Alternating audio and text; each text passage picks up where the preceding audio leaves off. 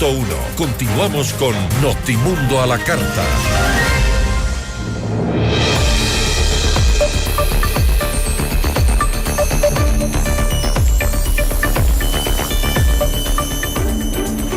Está listo en la Asamblea Nacional el informe para el segundo debate de la Ley de Alivio Financiero impulsada por el gobierno. El proyecto de ley busca eliminar varios créditos con el objetivo de ofrecer apoyo a grupos afectados por la crisis económica y energética.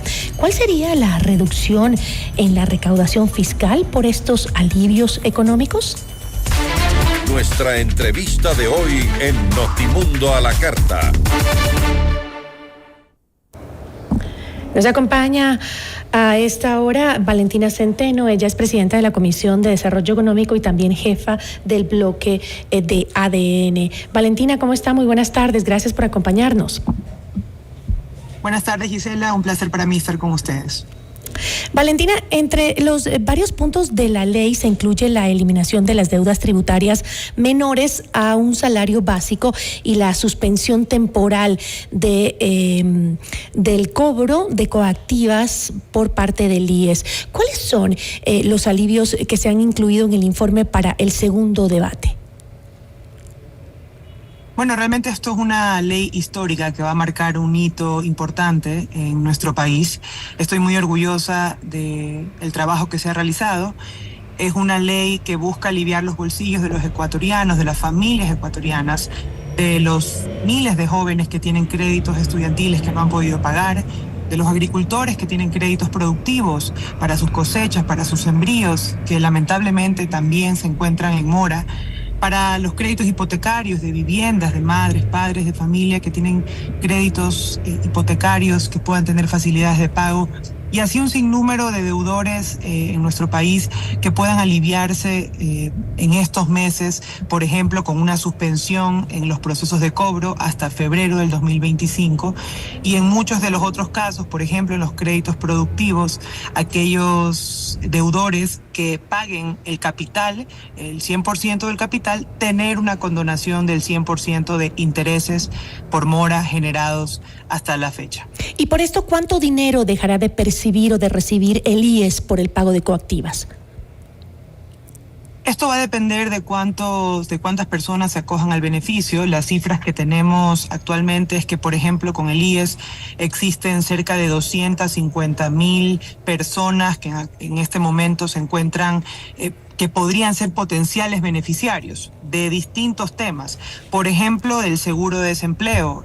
Esto es un beneficio para las personas que sean notificadas con la terminación laboral, que puedan acceder a un salario básico unificado los siguientes 3 meses.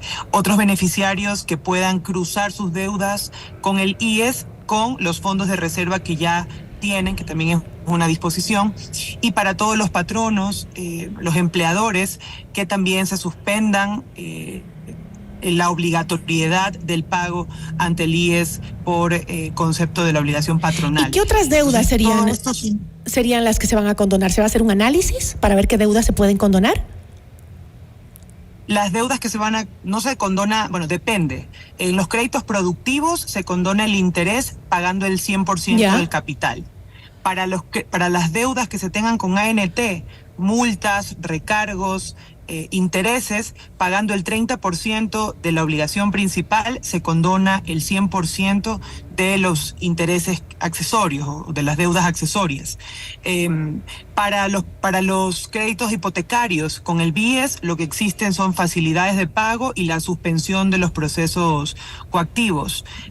Y así va dependiendo. Créditos educativos tienen que pagar el 10% del capital para obtener el 100% de remisión en intereses, y con un periodo de gracia de 12 meses. Entonces va dependiendo del crédito, pero esto más o menos va a lograr alcanzar a unas 300.000 familias que van a poder acogerse. Y lo importante es que el gobierno, para brindar este beneficio, tiene que cobrar el capital. Entonces es una suerte de de cruce ahí también, porque se cobra el capital y por otro lado se sacrifica un poco de los intereses de carteras que estaban muy difíciles de poderse cobrar. Ahora, Finanzas había anunciado que los beneficios que implementará el gobierno, que representan una reducción en la recaudación o sacrificio fiscal, dijo, suman 54.4 millones de dólares. De ahí que el efecto neto de las cuentas del presupuesto del Estado será de 29.07 millones de dólares. ¿Cómo ha conseguido el gobierno el financiamiento necesario para perder estas cantidades de dinero del presupuesto general del Estado?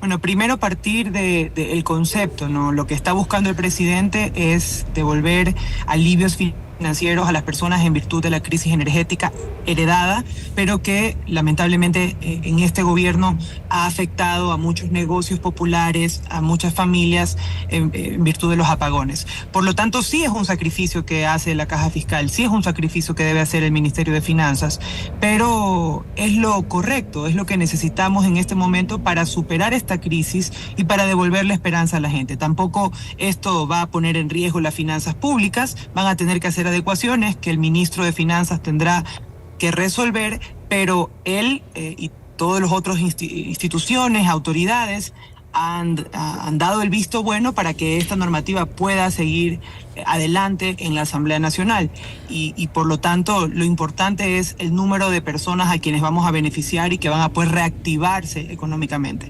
Quizá ahora es un sacrificio para el fisco, pero luego tendremos a miles de familias reactivadas con sus créditos productivos que ahora sí van a poder pagar y miles de personas que iban a heredar deudas de sus familiares que desde el feriado bancario tienen deudas desde 1999 y nadie les solucionaba el problema, que iban a heredarse, ahora ya no lo van a tener.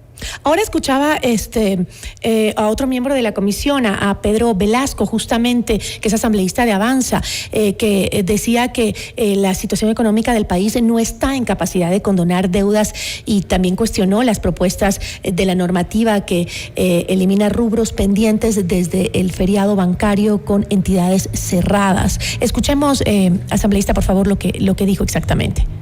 Estamos, creo que, cayendo en lo que siempre se ha cuestionado, porque hemos escuchado voces en la Asamblea de que basta de condonaciones, de remisiones, de perdón, de olvidarse deudas, y hoy estamos volviendo a lo mismo, y algunos colegas asambleístas parece que se están olvidando de aquello.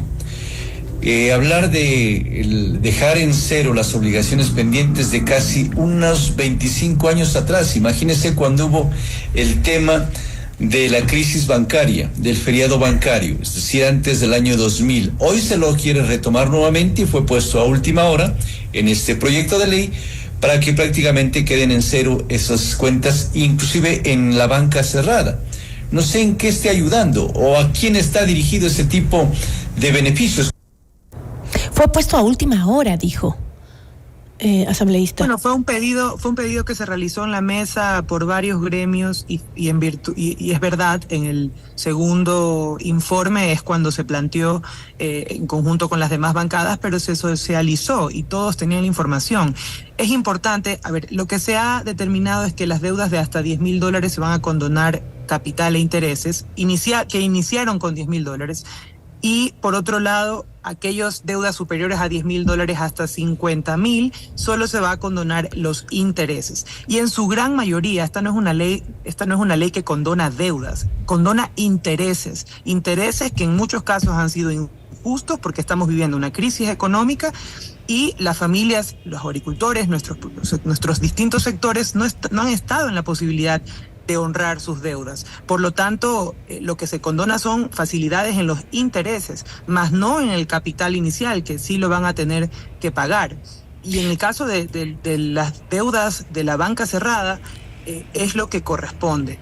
Son deudas cuyos intereses fueron impuestos injustamente, porque no hubo regulación desde el 99 hasta el 2014, en donde recién hubo la primera ley que en algo quiso ordenar cómo estaban distribuidas esta cartera, y en el 2017 una nueva ley que también les imponía intereses injustos. Por lo tanto, la afectación para el Estado es nula, son carteras muy difíciles de cobrar y vamos a beneficiar a cerca de 4.000 familias que tienen deudas con el banco, con la banca cerrada, y que van a ser en algo aliviadas, sea capital o interés. Ahora, a esto hay que sumarle también, a este alivio financiero, también el tema de el beneficio del no pago de las planillas de luz durante algunos meses que ofreció el Estado. ¿Acaso el Estado se está endeudando más para poder dar estos beneficios financieros a los ciudadanos?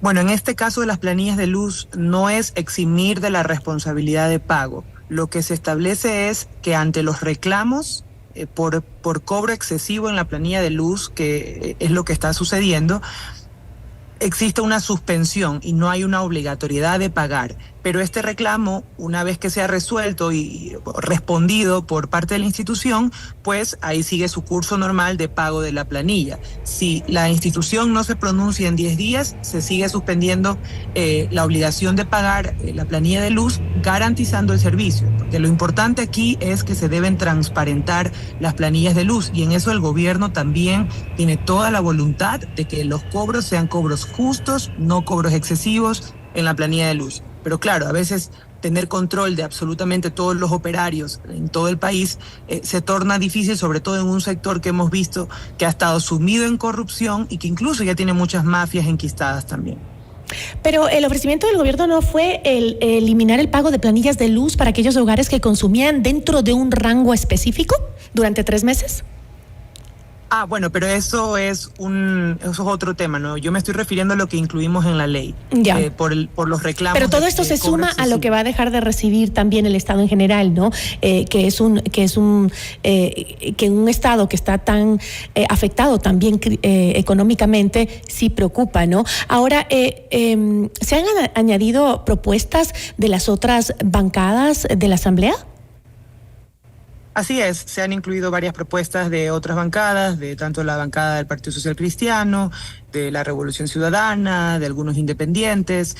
Es una ley que tiene más de 200 observaciones y estoy segura que vamos a tener el apoyo en el Pleno y que va a ser una realidad el día jueves, lo cual me deja a mí muy, muy feliz. Por ejemplo, para mi provincia, para Manabí, en el puerto de Manta, que actualmente todos los réditos del puerto de Manta pasan a la Caja Fiscal Nacional. Y eso resta autonomía local, sobre todo a quienes conocen del desarrollo de la infraestructura portuaria, del turismo, de la productividad. Hemos cambiado también, dejando a un lado el partidismo o las camisetas políticas para que esos recursos los administren los gobiernos autónomos descentralizados de la provincia, tanto la alcaldía como la prefectura. Y es muy positivo para Manabí. Ahora, leía que en su cuenta de X usted había mencionado respecto a la aprobación del informe como buenas nuevas, en un mensaje que concluyó con la frase "nos vemos en el Pleno", dijo usted. ¿Considera entonces con esto que el proyecto de alivios no va a tener que encontrar oposición en el Pleno? ¿Cree usted? Bueno, la bancada de Construye ha mencionado que esto es una forma de hacer campaña por parte del gobierno y que están analizando su voto y un poco reacios a apoyar. Pero yo sigo optimista en que esto va a tener los votos en el Pleno, se aprobó con mayoría en la comisión, es una ley que nada tiene que ver con un tinte político, sino realmente con mucha empatía, legislando a favor de la gente que lo necesita, la gente en territorio, mucha gente que tiene deudas, que tiene sus créditos, que están completamente ahogados en deudas por los intereses altísimos que se han generado en los últimos años, por malas administraciones, por también un problema que tenemos en nuestro país de corrupción. Creo que vamos a poder ayudar a muchas personas y a devolverles esa esperanza. Para las personas con discapacidad que tengan créditos estudiantiles, sí se les va a condonar el 100% de su crédito. Para los arrendamientos, se congelan las cláusulas de arrendamiento para que no suba el canon de arrendamiento del año anterior al próximo año. Y para las empresas que mantengan a su nómina laboral y no realicen despidos, van a poder pagar menos impuesto a la renta al final del año. Ahora, el oficialismo ha llamado boicot a las decisiones que ha tomado la Asamblea en contra de los proyectos de ley del gobierno, como es el caso de la ley de prevención del lavado de activos. De nuevo nos estamos enfrentando, Valentina, a un gobierno que asegura que la Asamblea obstruye su trabajo, y lo digo porque es muy parecido el discurso que se utiliza con el discurso que se utilizaba en el gobierno de Guillermo Lasso. Además, ¿qué tenía que ver un poco en este caso me refiero a la ley que rechazó, que archivaron, la implementación de nuevos impuestos a la venta de autos con el lavado de activos, que era lo que planteaban mucho en la Asamblea para negarla, ¿no?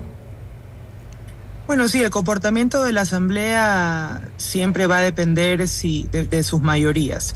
Y mientras que la bancada de la Revolución Ciudadana tenga un grupo tan fuerte en la Asamblea y no sean gobierno, que es lo que está sucediendo y lo que va a seguir sucediendo, ellos van a utilizar la institución para obstruir, para ponerle trabas y para intentar obstaculizar lo positivo desde el Ejecutivo. Una persecución constante a nuestros ministros, con pedidos de información, con comparecencias, con juicios políticos, con sanciones a los asambleístas. Es su forma de hacer política y de debilitar al gobierno de turno, que obviamente no es de su misma línea. Los primeros 5 meses fueron un tanto distintos. Sí siento que estábamos todos encaminados a lo importante en esta nueva asamblea es legislar por lo positivo, pero tan pronto empezó la campaña electoral y todos los temas más políticos, la asamblea se torna en nada más una herramienta para molestar al gobierno. Y nosotros tenemos que hacer nuestra parte, legislando en lo positivo, con nuestra agenda en contra de la impunidad, en contra de los grupos narcoterroristas y también de sostenibilidad en el empleo. Pero, asambleísta, ¿cómo entendemos que el gobierno quiera aumentar la recaudación con nuevos impuestos a través de la ley de lavado de activos y, por otro lado, quiere disminuir la recaudación con la ley de alivio financiero? No, la ley de antipillos, de lavado de activos, no era una ley impositiva. Esto fue una mala información y una excusa que utilizaron muchos legisladores, que incluso en los rumores de pasillo lo mencionaban, por no querer votar a favor de una ley que fortalecía las funciones de la UAFE, la Unidad de Anticorrupción y de Lavado, porque temen que pueda ser utilizado como una herramienta de persecución política. Pero tenía un impuesto, Valentina, tenía un impuesto a la compra-venta de autos usados. Incluía la ley. Sí, pero estoy explicándole la verdadera razón por la que se oponieran a la ley, a la interna, lo que nosotros conocemos. Luego la parte de la narrativa, el relato que quisieron construir era que era una ley impositiva. Nosotros explicamos que primero ya existe un impuesto a la transferencia de vehículos del 1%. No estamos creando un nuevo impuesto. Lo que estamos haciendo es regular ese porcentaje dependiendo del tipo de vehículo. Si era un vehículo de alta gama, subía en algo el porcentaje, pero esto iba a alcanzar al 2% de las personas que tienen vehículos usados, que son quienes pueden pagar vehículos de más de $50,000. Pero luego la gran mayoría, el 74% de las personas que tienen vehículos de menos de $20,000 no iban a pagar el 1, iban a pagar 0,75%, que es menos. Pero eso nadie lo dice. Nadie dice que este impuesto iba a respetar un principio de progresividad para que quienes menos tienen paguen menos impuestos y quienes más tienen capacidad adquisitiva,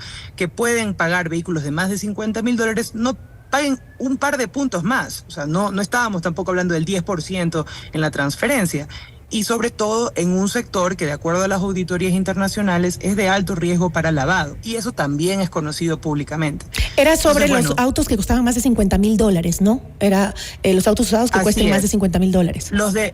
Los autos entre 20 y 50,000 iban a mantenerse con el 1%, y los de menos de 20,000, que son el más del 75% de los autos, o cerca del 75%, iban a pagar menos, 0,75% iba a ser el nuevo impuesto a la transferencia, o la contribución a la transferencia, que ya existe. Pero bueno, más allá de eso, por último, guarden las formas, utilicen los debates para esgrimir sus argumentos. Hay un primer y segundo debate, salgamos entonces a una argumentación digna, pero no hagan lo que hicieron de 3, 4 comparecencias en la asamblea o intervenciones y luego moción del archivo que básicamente estaba estaba ya previamente coordinado y archivan una ley pasándose por encima de la Constitución y todas las normas en un primer debate, siendo económica urgente.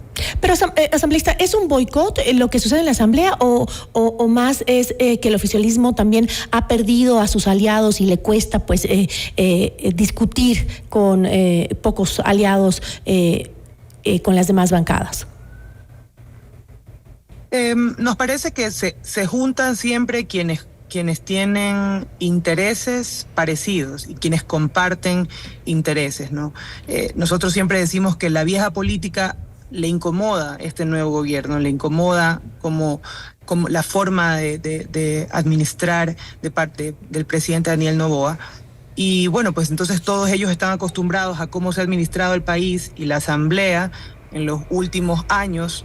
Por lo tanto, es obvio que van a juntarse todos en contra de un gobierno distinto, del gobierno nuevo, el gobierno diferente, que no cede ante la corrupción, que se planta firme contra las bandas, contra las mafias, que le da mucha más apertura a los jóvenes, que sean parte también de este cambio. Entonces, eso les incomoda y nosotros con eso no podemos hacer nada, pero seguimos nuestra agenda en el legislativo y no nos ha ido mal. Hemos aprobado ya 6 económicas urgentes y estoy segura que el jueves vamos a aprobar una 7ª. Le agradezco muchísimo, asambleísta. Gracias por habernos acompañado. Muchísimas gracias, Gisela, y un saludo a todas las personas que nos están escuchando. Muchísimas gracias. Buena tarde. Nos acompañó Valentina Centeno, presidenta de la Comisión de Desarrollo Económico y jefa del bloque de ADN. Notimundo a la carta. Información oportuna al instante mientras realiza sus actividades al mediodía.